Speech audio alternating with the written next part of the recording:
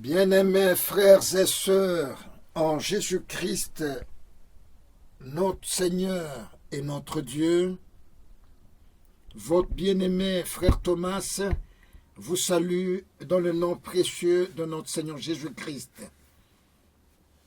Bene data bashiki banjye mu mwami wacu Yesu Kristo,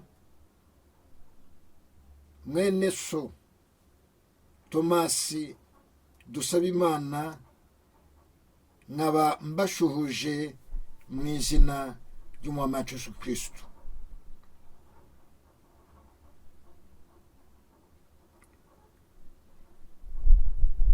Mes bien-aimés frères et sœurs,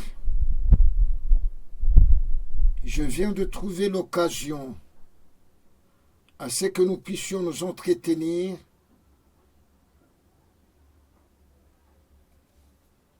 en parlant de choses et du royaume. Bene data bashiki banjye, mboneyeho akanya kugira ngo tubashe gufatanya mu ijambo ry'Imana nk'uko Imana yarishyize ku mutima wanjye. Nous traversons les moments difficiles. Turi mu bihe bitoroshye, mais cela se passe comme prévu. Ibintu bikaba birimo kuba nk'uko Imana yabigennye. Nta gishasha kiba munsi y'ijuru. Yemwe n'ibyabaye kuri mwene data Yobo, ibyabaye kuri bene data batubanjirije, haba mwene data Yosefu, haba mwene data Dawudi, ibyababayeho byose byababereye inyungu ku iherezo. Tumaze iminsi twumva ijambo ry'Uhoraho, Imana iciye mu mugaragu wayo. Ni uburyo Imana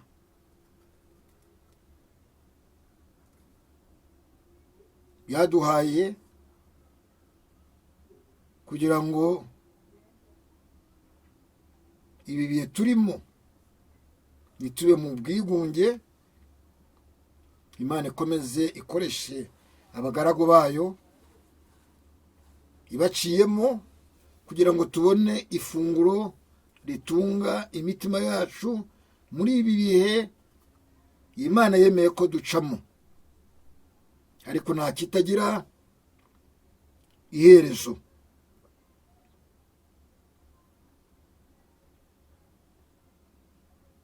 Nous allons lire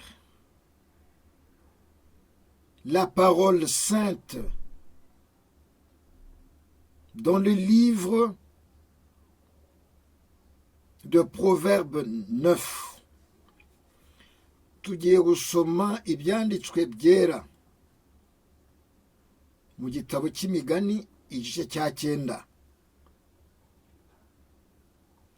Nous allons lire en Kinyarwanda à partir du verset 9 jusqu'au verset 10. Tugiye gusoma muri Bibiliya y'Ikinyarwanda duhereye ku murongo wa 9 kugeza ku murongo wa 10. Lisons. Reka dusome. Bwiriza umunyabwenge kandi azarushaho kugira ubwenge. Igisha umukiranutsi kandi azunguka kumenya. Kubaha Uwiteka ni ishingiro ry'ubwenge, kandi kumenya uwera ni ubuhanga. La crainte de l'Éternel est le commencement de la véritable sagesse.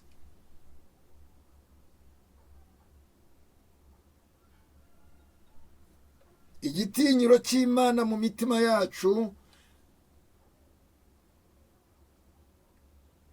naho ngaho ashingiye ubwenge bw'ijuru. Kumenya Uwiteka, gusabana nawe, kumwumvira, kumvira ijwi ryoroheje rivugira mu mitima yacu, bituma umuntu amenya icyo Imana ishaka, bikamuyobora no kwinginga iyo Mana kugira ngo irusheho kumufasha. Kubera ko bene data na bashiki banjye, icyo Imana yatumye ko tuba muri iyi si nk'abamuserukiye, ni ukugira ngo tugire uwo mutima udushishikariza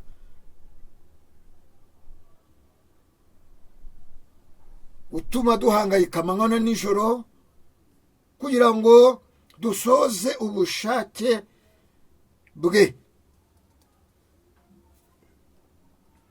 Notre Seigneur nous a laissés dans ce monde ténébreux pour que nous puissions avoir la faim et la soif d'accomplir sa volonté parfaite. Le monde, le système de ce monde, tout ce que nous voyons avec nos yeux passe.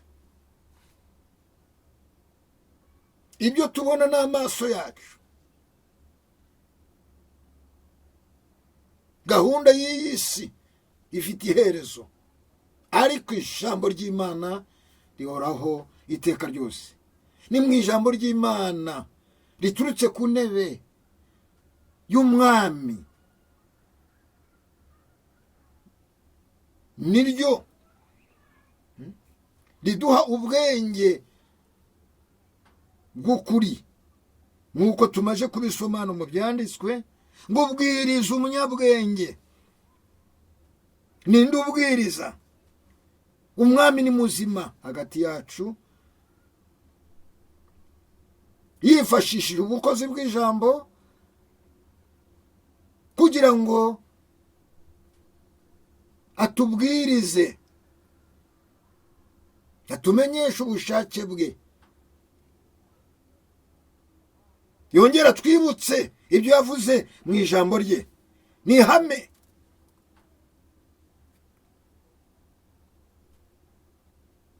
Ijambo rye rinemesha imitima yacu, ridukomeze mu bushake bwayo,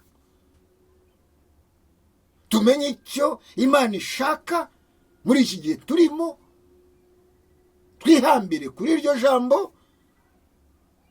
ngo bwiriza umunyabwenge kandi azarushaho kugira ubwenge, azarushaho kugira ubwenge, ubwenge bw'ijuru, ariko atari ubwenge bucuramye butujyana nyuma y'ubushake bw'Imana, butujyana mu gukora ibyo Imana idashaka, ibibabaza umwuka w'Imana. Ubwo ni ubugoryi.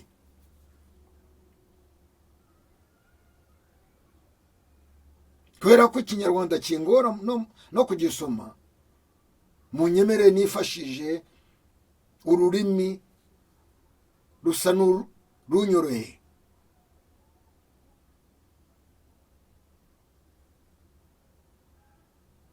Ni muri iyi Bible y'igifaransa, kugira ngo turusheho gusobanukirwa ngo ubugoryi ni iki, ubwenge ni iki. Muri iki gice cya 9 cy'imigani bavuga ku byerekeye ubwenge. Ni uyu mwami wigisha ubwiriza abanyabwenge kugira ngo bamenye ubwenge. Uyu bwenge bavuga mu migani niwe bwenge wahozeho. Agenda mu busitani bwa Edeni, mu gihe Adamu na Eva bari kumwihambiraho, ntabwo bari kugwa mu bugoryi.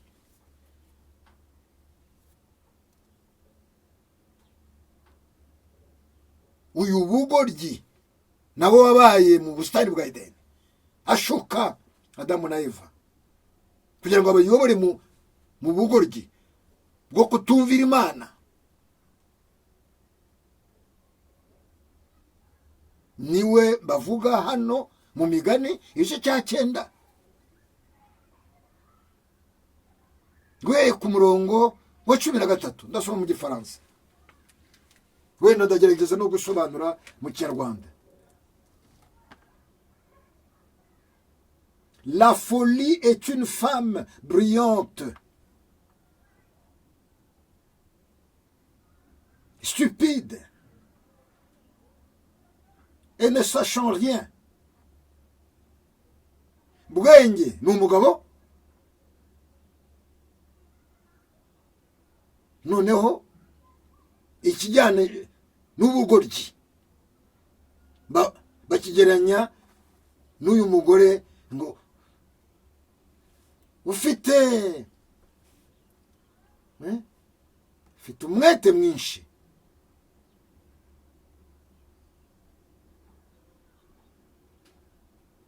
Elle s'assit à l'entrée de sa maison sur un siège dans les hauteurs de la ville. La folie, assis à l'entrée de sa maison sur un siège dans les hauteurs, yicaye imbere y'inzu ye kugira ngo abashe guhamagara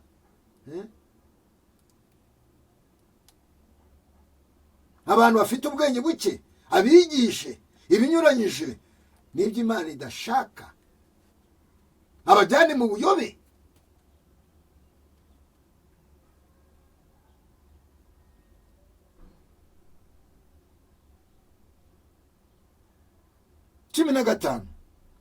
Pour crier aux passants qui vont droit leur chemin, kugira ngo yasakuriza abagenzi bo muri iyi si y'umwijima, n'abamwumvira bavoma kuri ubwo bugoryi. Niyo mpamvu Imana ivuga mu ijambo ryayo mu Bakorinto igice cya 2, Korinto ba mbere igice cya 2, ubwenge bw'iyi si ni ubugoryi imbere y'Imana. Abantu bonyine nibo bazisenya n'ibi bita ubwenge bwabo, ubwenge budashobora gutuma abantu batinya Imana, bakora ibintu ku nyungu zabo, biroha rubanda mu ngorane zikomeye. Pour crier aux passants qui vont droit leur chemin. 16. Que celui qui est stupide entre ici. Et elle dit à celui qui est dépourvu de sens. Arabwira udafite ubwenge Les eaux dérobées sont douces. Amazi yibwe ngo ni amazi aryoshye cyane.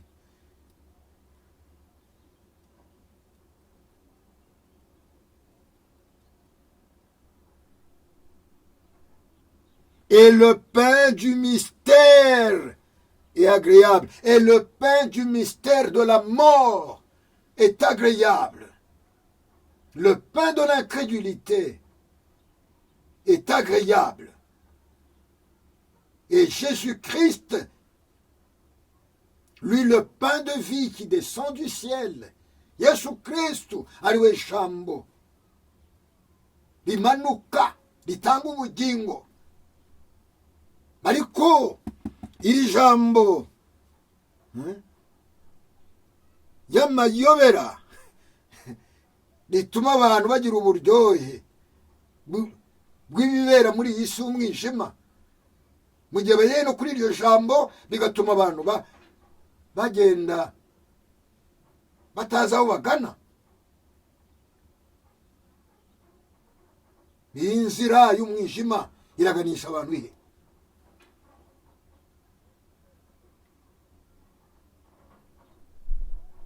Cumi n'umunani. Et il ne sait pas que là où sont les morts, uwakiriye ubupfapfa ntabwo ashobora kumenya ko awagana bariho abantu bapfuye bahagaze ari impfu.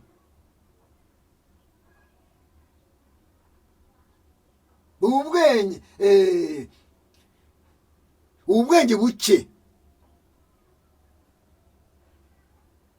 abantu babwakiriye bubatandukanye n'Imana, Imana ikababara nk'abantu bapfuye.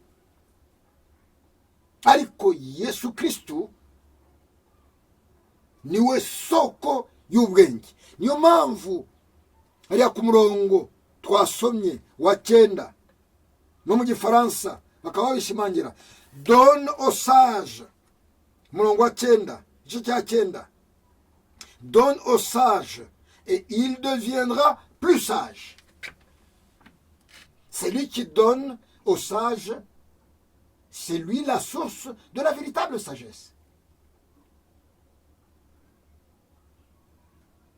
Utanga ubwenge nyakuri niwe soko y'ubwenge, akaba yiteguye guha ubwenge ufite uwo mutima wo kwakira ubwo bwenge kugira ngo arusheho kuba umunyabwenge.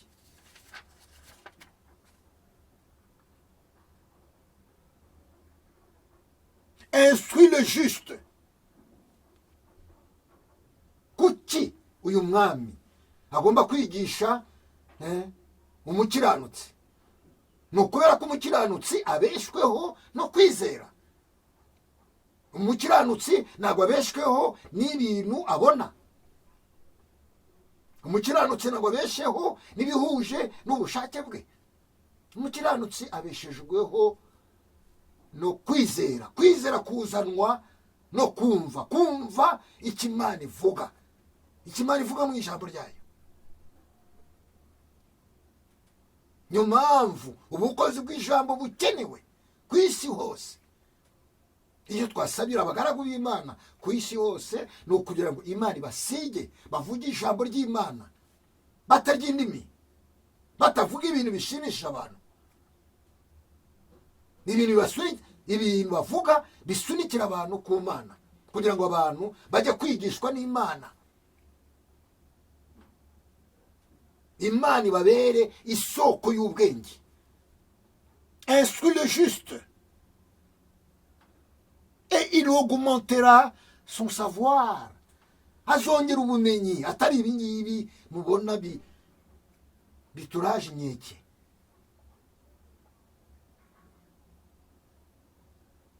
Imana yaremye umuntu kugira ngo abeho, kubaho kugira ngo abantu turusheho kubisobanukirwa, kubaho abeho asabana n'Imana, umutima we awuganisha ku mana kugira ngo imana imubere byose. Instruis le juste, igisha umukiranutsi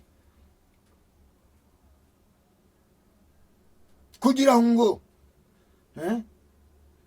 ubumenyi bwe bwiyongere.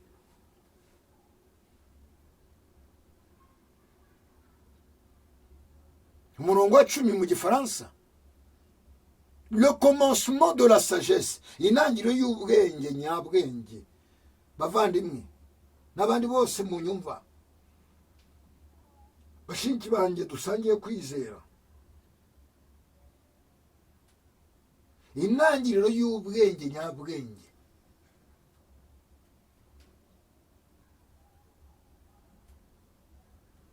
c'est la crainte de l'Éternel. Ntabwo ari ugutinya Imana bayihunga, ni ukugira ngo abantu bumve imirindi y'Imana mu mitima yabo. Noneho dushishikazwe no gushyira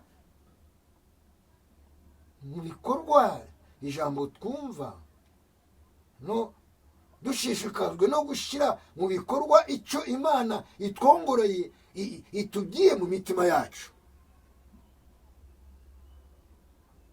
Et la science des saints, c'est l'intelligence.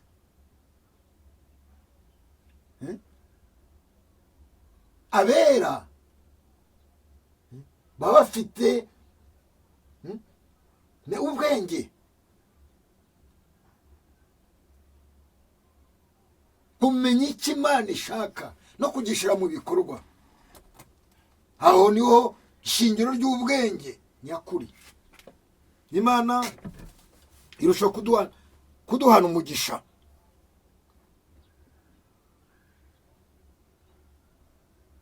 Uyu Yesu Kristo ari we soko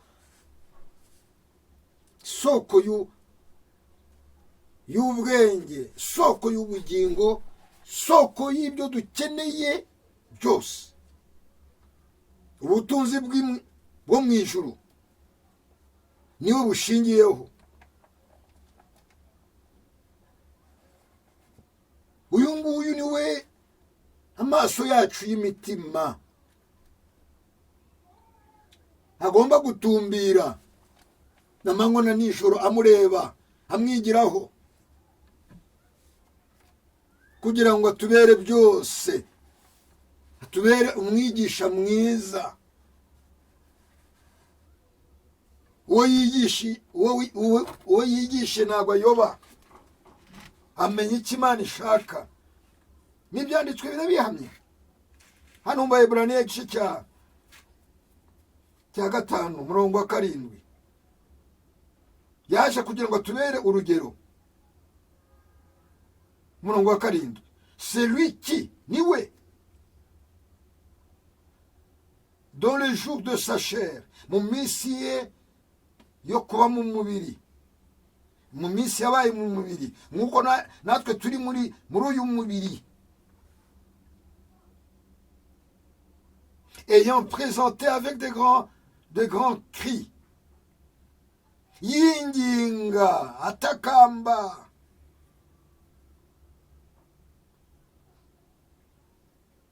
et avec larmes, des prières et des supplications. Asenga, yinginga. Gusenga no kwinginga byaragabanutse kubera kurangazwa n'ibi birangazwa y'uyu nguyu uri inyuma y'ubu bugoryi.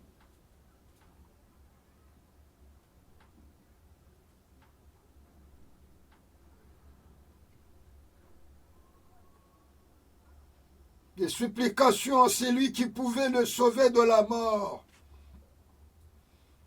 Asenga yinginga kugira ngo abone gutabarwa.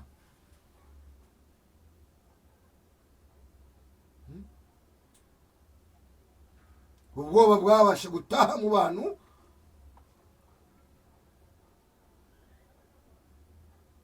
ariko birasaba ko Imana idufasha kugira ngo noneho twegere uwanesheje urupfu, wanesheje Satani, kumugaragara ariya ku musaraba atumara ubwoba,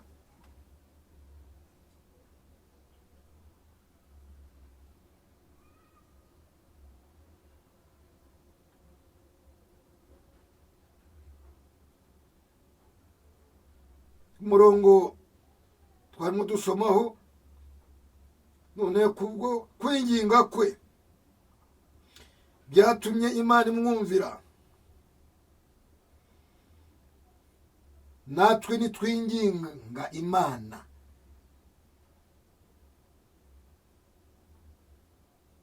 twifashe gusenga uko yamwumviye, natwe yiteguye kutwumvira. Ayant été exaucé à cause de sa piété, Imana imwumvira kubera gukiranuka yagaragaje. A appris, bien qu'il fût fils, l'obéissance par les choses qu'il a souffertes. Yiga nubwo yari umwana, arumvira mu byo yaciyemo bikomeye. Ibyo ducamo bikomeye ni uburyo Imana iba yateguye kugira ngo amaso yacu tuyahange wanesheje amurikira imitima yacu yunguke ubwenge bw'ijuru, noneho bitume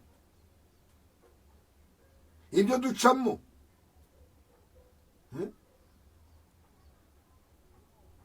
bikomeye, bituma noneho Imana isa niducishije mu ruganda rwayo, dusohoke muri urwo ruganda, ibisigizi byose by'umwanzi byatuvuyeho, icyitwa ubugoryi bwose byatuvuyeho.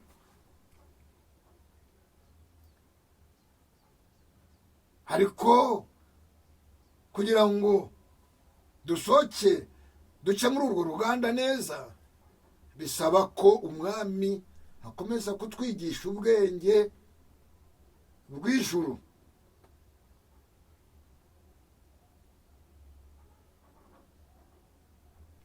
Et qui, après avoir été élevé à la perfection, noneho ashizwe hejuru, est devenu pour tous ceux qui lui obéissent l'auteur d'un salut éternel. Kubamwumvira bose ababera umwigisha mwiza, bigatuma batera intambwe muri iyi nzira y'agakiza. Kwigishwa n'umwami ntako bisa. Dieu l'ayant déclaré souverain, sacrificateur, selon l'ordre de Melchisédek. Que le Seigneur nous bénisse. Imana irusheho kuduhana umugisha.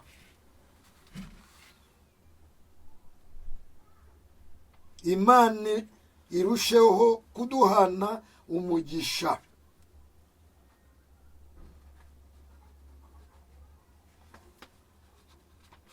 Ijambo ry'Imana kubera ko ariyo soko y'ibyo dukeneye byose mu gihe duca muri iyi si dutegereje kugaruka k'umwami, kubera ko Yesu ari we rugero rwacu muri byose. naho ngaho ijambo ry'Imana rirushaho kutuganiriza mu gihe dusoma mu Bafilipi igice cya 2 umurongo wa 5. Ayez en vous les sentiments qui étaient en Jésus-Christ. Tugire umutima wari muri Yesu Kristo, lequel existant en forme de Dieu, nubwo yari afite ikimero nk'icy'Imana, n'a point regardé comme une proie à arracher d'être égal à Dieu, kugira ngo atigereranya n'Imana, mais s'est dépouillé lui-même, ariyambura, et en prenant une forme de serviteur, akaba umugaragu. Uyu mwami tumwigireho, uyu mwami watanze urugero tumwigireho. Notre Seigneur qui nous a donné l'exemple, apprenons de lui à ses pieds pour avoir l'intelligence venant d'en haut, kugira ngo tugire ubwenge buvuye mu ijuru.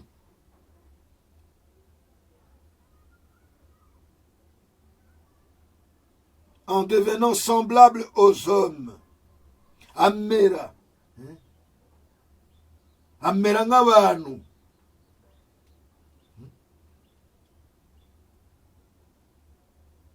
ayant paru comme un simple homme, aza nk'umuntu uciriritse mu buryo bwo guca bugufi. Il s'est humilié lui-même, aca bugufi. Imana idushoboze ubu buryo yakoresheje kugira ngo tubashe gutsinda umwanzi. Imana idushoboze natwe kugira ngo twunguke ubwenge bwo mu ijuru. Imana idushoboze duce bugufi munsi y'ukuboko ukomeye kwihoraho, se rendant obéissant jusqu'à la mort, arumvira kugeza no kugupfa. Imana idushoboze natwe kuyumvira muri byose, aho yaducisha hose tugahora nishimwe mu mitima. Ntabwo ni ubwenge, ntabwo twayishimira gusa mu byiza,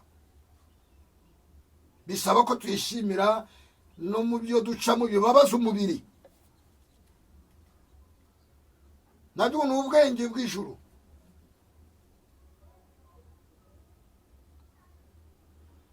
Même jusqu'à la mort de la croix. Ntabwo ari urupfu rusanzwe, yapfa urupfu rubi, arabyihanganira. Nabyo ni ubwenge.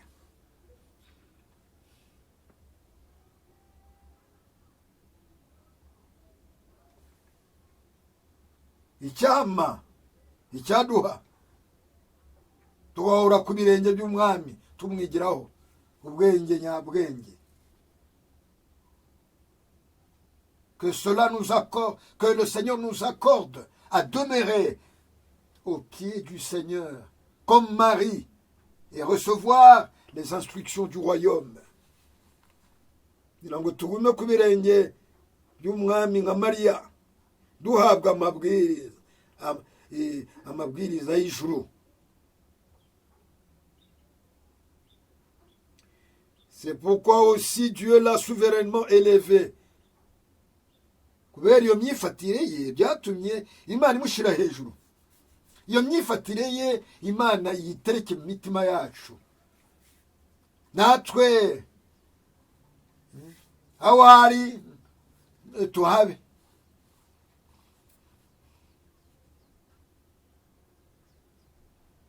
Et lui a donné le nom qui est au-dessus de tout nom. Byatumye abona n'izina riri hejuru y'amajuru yose. Iryo zina Imana iduye kugenda turikoresha izina riri hejuru y'amashuri yose, niryo zina yahawe. N'amadayimoni ahinda umushyitsi kuri iryo zina.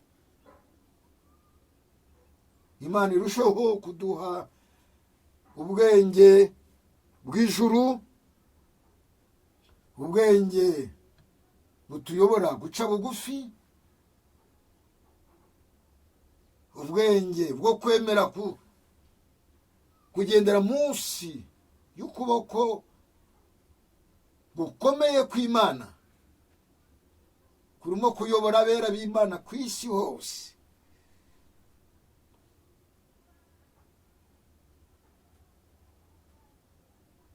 Afin qu'au nom de Jésus, tous genoux fléchissent dans les cieux.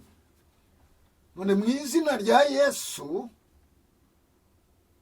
ijwi ryose, haba iry'abamarayika, haba ari n'amadayimoni, apfukame munsi y'iryo zina, haba mu ijuru, haba no kuri iyi si, haba no munsi y'ubutaka. Que toute langue confesse que Jésus-Christ est Seigneur. Ururimi rwose rwature ruvuga ngo Yesu ni umwami. Koko Yesu ni umwami, ni umwami w'abami, ni umwami w'abo ngabo yigisha bamwumvira. Ubwo ari umwami n'abamwumvira nabo ni abami, ntabwo bazaba abami. Abamwumviye ni abami, nk'uko n'intumwa nazo zamwumviye bari abami bagenda kuri iyi si. Imyuka mibi yanze kumvira Imana bayitegeka yiruka. Nibwo bwami turimo.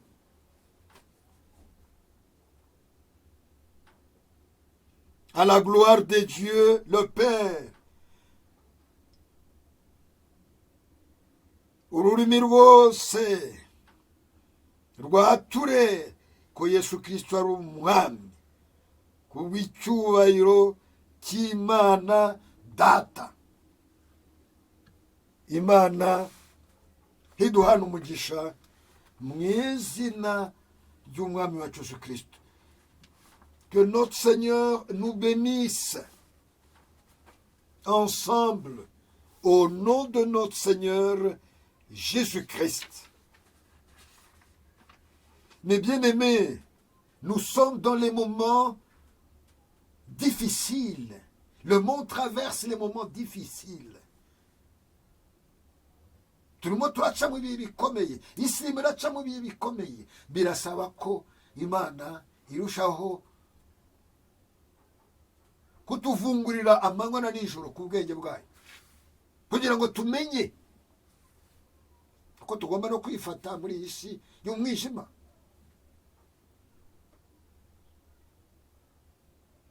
Mu Efeso igice cya 5 umurongo wa 15,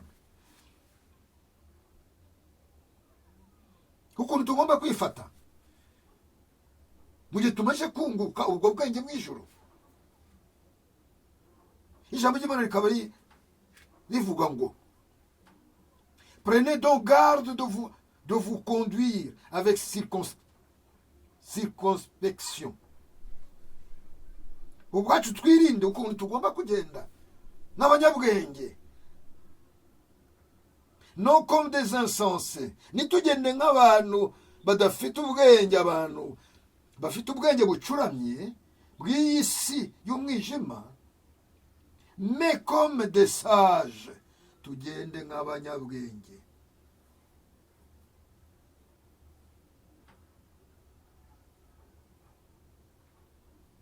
Rachetez le temps. Duchunguze uburyo umwete. Car les jours sont mauvais. Iminsi ni mibi. Duchunguze uburyo umwete. Nitugende nk'abadafite ubwenge.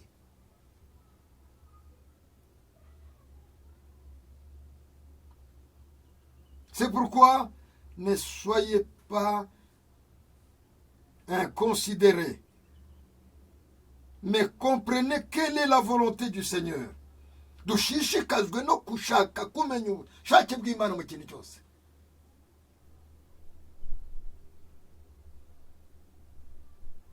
Ne vous enivrez pas de vin, na gusinda vinho. Mais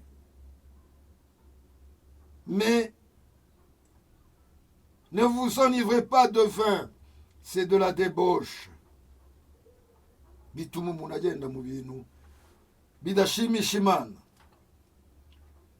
Soyez au contraire remplis de l'esprit.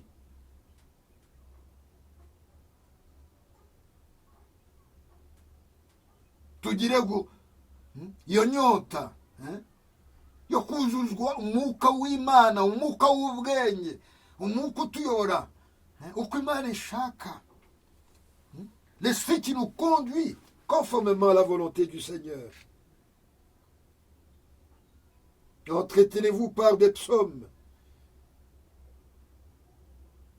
indirimbo za zahabu, za zaburi,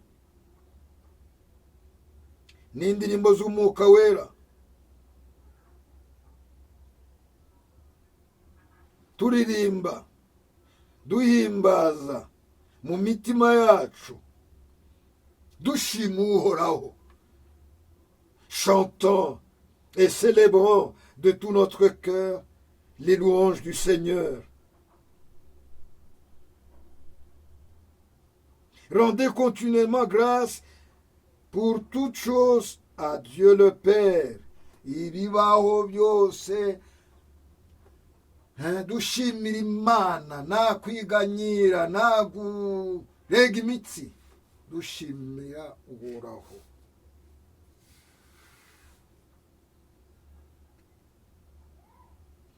Au nom de notre Seigneur Jésus-Christ, vous soumettant les uns aux autres dans la crainte de Christ. Mu izina ry'Umwami wacu Yesu Kristo, duca bugufi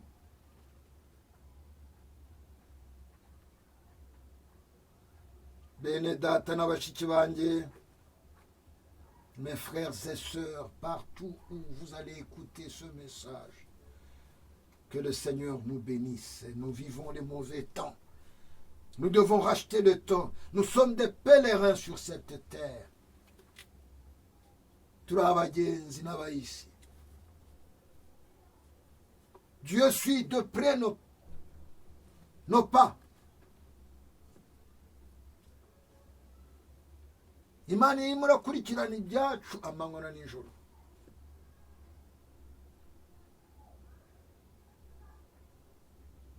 Nous devons continuer à espérer en notre Seigneur, à croire en lui. Tugomba kumwiringira, tugomba kumwizera. Ni muzima. Ntacyo twamuburanye, ntacyo tuzamuburana.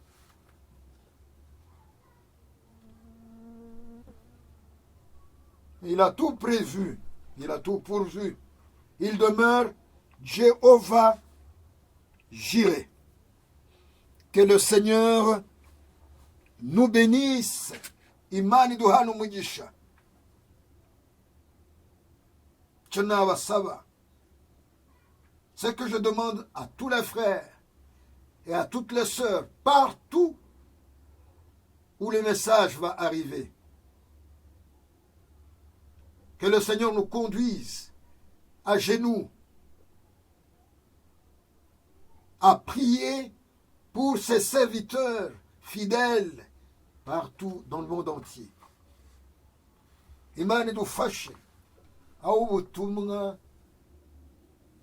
bugomba kugera hose.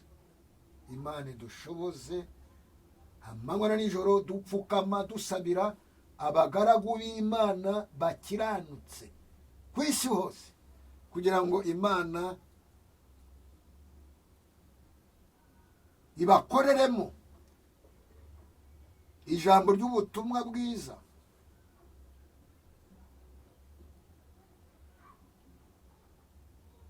Que la saine doctrine, le message du temps de la fin puisse être prêché. Ubutumwa bwiza bubwirize wose. Icyo Imana yagambiriye kigerweho. Imana irusheho kuduhezagira. Que le Seigneur nous bénisse abondamment. Accorde-moi à terminer le message d'aujourd'hui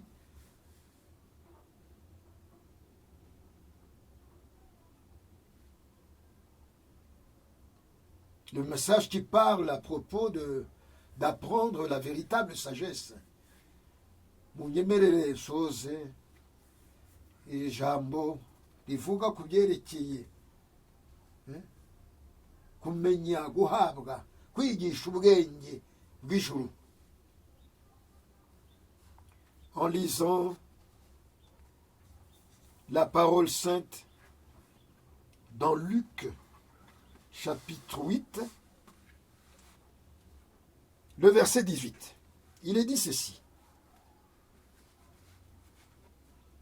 Prenez donc garde à la manière dont vous écoutez.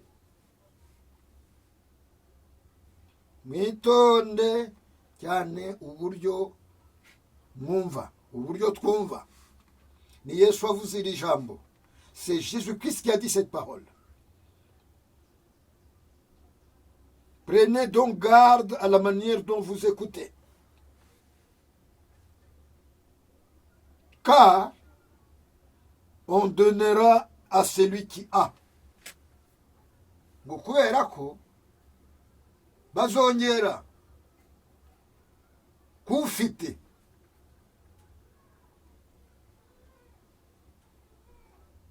Mais à celui qui n'a pas,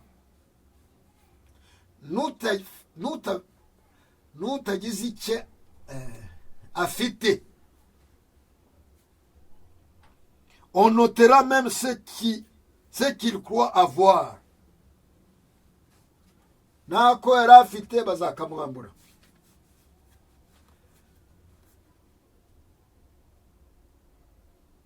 Uyu mwami uvuga aya magambo niwe atangiye avuga muri iki gice cya 5 Luka ku murongo wa 11 asobanura umugani w'umubibyi. Ku murongo wa 18 avuga ngo mwitonde noneho uburyo buri wese yumva.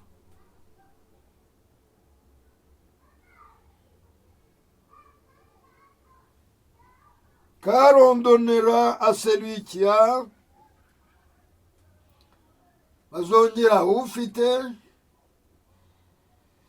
mais à celui qui n'a pas, on notera même ce qu'il croit avoir. Bazanamwambura n'icyo yibwiraga ko afite. Ni bande bambuzi?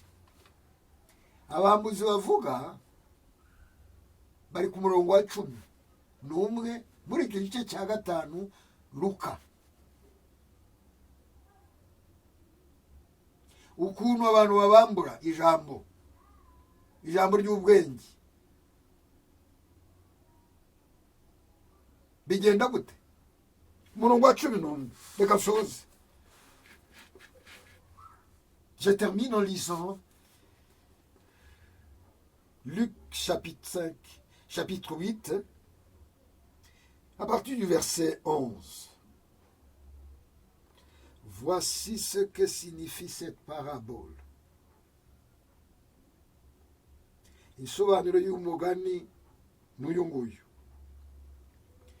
La semence, c'est la parole de Dieu.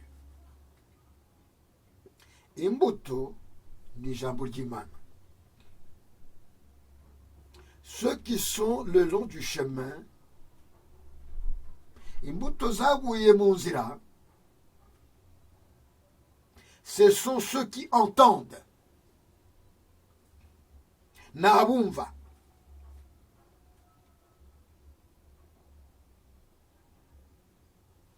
Puis le diable vient. Mwambuzi. Le diable vient.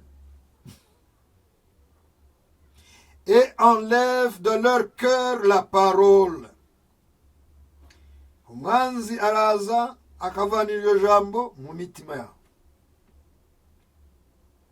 De peur qu'ils ne croient et soient sauvés. Kugira ngo batizera ngo Imana ibakize. Niyo mpamvu umwami ahita avuga ngo twitondere uburyo twumva.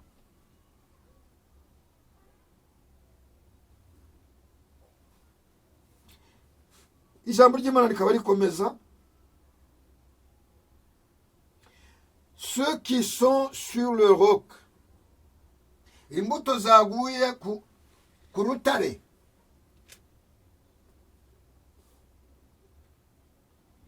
ce sont ceux qui, nabo ngabo, lorsqu'ils entendent la parole, mu gihe bumva ijambo, la reçoivent avec joie, muri ako kanya ibyishimo byinshi. Mais ils n'ont point de racines. Nta mizi bagira bafite.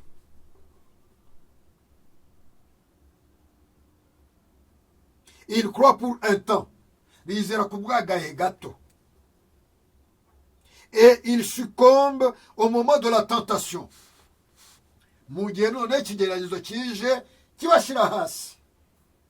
Twitondere uko twumva ijambo ry'Imana. Ufite azongerwa, wibwira ko agifite ari icyo yibitseho kandi ntacyo afite, bamwambure n'ibyo yibwira ko afite. Ce qui est tombé parmi les épines, imbuto yaguye mu mahwa, ce sont ceux qui, ni abantu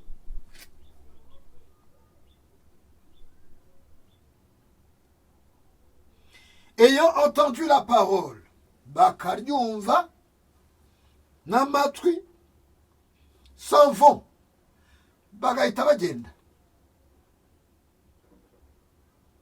Et la leçon étouffée par les soucis, iryo jambo rigasongwa n'amaganya. Les richesses n'ubutunzi et les plaisirs de la vie n'ibyishimo byo muri iyi si. Ayo mawa abo bantu bumva ijambo ry'Imana bakagenda bagahura n'ibi bibazo, amaganya akaba ariyo mawa asonga ubutunzi bw'iyi si, bugasonga iryo jambo no kwishima.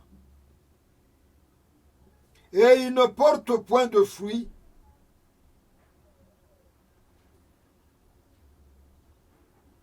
qui viennent à la maturité.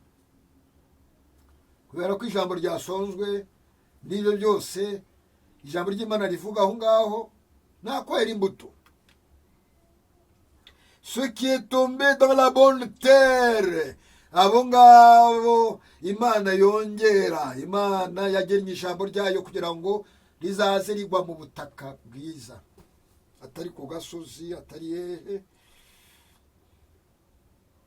Ce sont ceux qui, ayant entendu la parole avec un cœur honnête, bakumva ijambo ry'Imana bafite imitima ikeye, et bon, imitima myiza.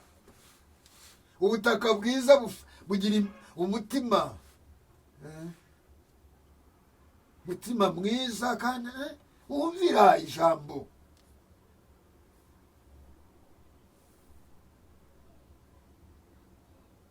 La retienne, ubwo butaka bwiza bufata iryo jambo,